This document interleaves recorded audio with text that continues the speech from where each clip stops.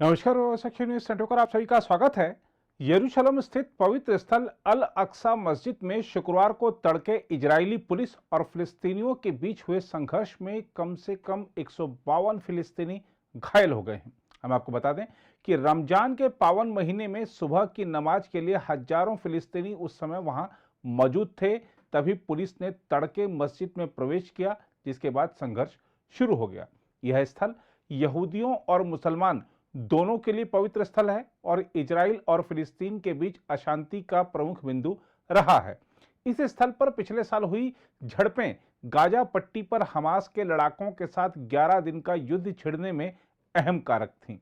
इस बार संघर्ष ऐसे संवेदनशील समय पर हुआ है जब इस साल रमजान के साथ साथ यहूदी और ईसाई समुदाय के भी अहम त्योहार पड़ रहे हैं। संघर्ष शुरू होने के कुछ घंटों बाद पुलिस ने घोषणा की कि उसने हिंसा को काबू कर लिया है और सैकड़ों संदिग्धों को हिरासत में लिया है। उसने कहा कि मस्जिद को फिर से खोल दिया गया है और शुक्रवार को दोपहर की नमाज पहले की तरह होगी। इजरायली पुलिस ने कहा है कि उसने यह सुनिश्चित करने के लिए मुस्लिम नेताओं के साथ पहले वार्ताएं की थी कि हालात शांत रहें और नमाज हो सके, लेकिन फिलिस्तीनी युवाओं ने पुलिस पर पथराव किया, जिससे हिंसा भड़क गई। फिलिस्तीनी गवाहों ने सुरक्षा कारणों से अपना नाम गोपनीय रखने की शर्त पर कहा है कि फिलिस्तीनियों के एक छोटे समूह ने पुलिस पर पथराव किया, जिसके बाद पुलिस बलपूर्वक परिसर में घुसी और हिंसा भड़क गई। ऑनलाइन उपलब्ध वीडियो में दिख रहा है कि फिलिस्तीनी पथराव कर रहे हैं और पटाखे फेंक रहे हैं तथा पुलिस आंसू गैस के गोले छोड़ रही है और स्टन ग्रेनेड चला रही है। अन्य वीडियो में मस्जिद के अंदर ही नमाजियों को आंसू गैस के धुएं के बीच खुद को बचाने की कोशिश करते देखा जा सकता है। इजरायली पुलिस सुबह बाद में मस्जिद में घुसी और लोगों को गिरफ्तार किया गया। पैलेस्टीनियन रेड क्रिसेंट आपात सेवा ने बताया है कि उसने 152 लोगों का उपचार किया है, जिनमें से अधिकतर रबड़ की गोली या स्टन ग्रेनेड या लाठीचार्ज से घायल हुए। मस्जिद का प्रशासनिक कार्य करने वाली एक इस्लामी संस्था ने बताया है कि स्थल के एक सुरक्षाकर्मी की आंख में रबड़ की गोली लगी है। इजरायली पुलिस ने बताया है कि पथराव के कारण उनके 3 अधिकारी घायल हो गए हैं। इस बीच इजरायली विदेश मंत्रालय ने कहा है कि दर्जनों नकाबपोश लोग फिलिस्तीन और हमास के झंडे लेकर शुक्रवार को तड़के से पहले मस्जिद परिसर की ओर गए थे और उन्होंने हिंसा की आशंका में पत्थर और अन्य सामान एकत्र किए। उसने ट्वीट किया, पुलिस को भीड़ को तितर बितर करने और पत्थरों को हटाने के लिए प्रवेश करना पड़ा ताकि और हिंसा को रोका जा सके। पुलिस ने कहा कि उसने नमाज होने और भीड़ के तितर बितर हो जाने तक इंतजार किया।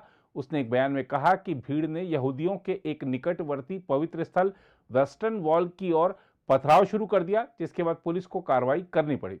हम आपको बता दें कि फिलिस्तीनी अल अक्सा में पुलिस की बड़ी संख्या में तैनाती को भड़कावे की कार्रवाई मानते हैं।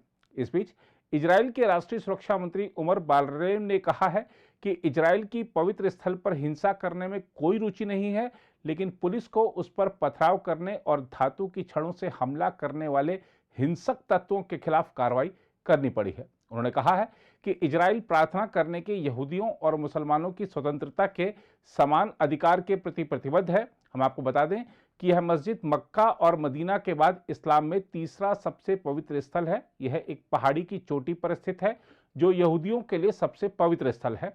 यहूदी इसे टेम्पल माउंट कहते हैं।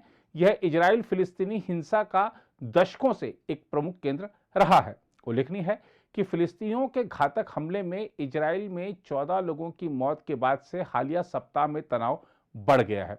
इजराइल ने कब्जे वाले वेस्ट बैंक से कई लोगों को गिरफ्तार किया है और वहां कई सैन्य अभियान चलाए हैं और इस दौरान हुए संघर्षों में कई फिलिस्तीनी मारे गए हैं। फिलिस्तीनियों को डर है कि इजराइल स्थल पर कब्जा करना चाहता है या इसका विभाजन करना चाहता है। इजरायली प्राधिकारियों ने कहा है कि वे यथास्थिति बनाए रखने को लेकर प्रतिबद्ध हैं, लेकिन हालिया वर्षों में बड़ी संख्या में पुलिस की मौजूदगी में राष्ट्रवादी और धार्मिक लोग यहूदी स्थल आए हैं।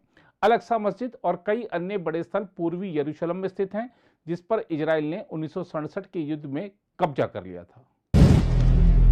अगर आप भी लेना चाहते हैं देश दुनिया की तमाम जानकारी तो आज ही सब्सक्राइब करें हमारे चैनल को। साथ ही नीचे दिए बेल आइकन को जरूर दबाएं ताकि हर अपडेट आप तक पहुंच सके।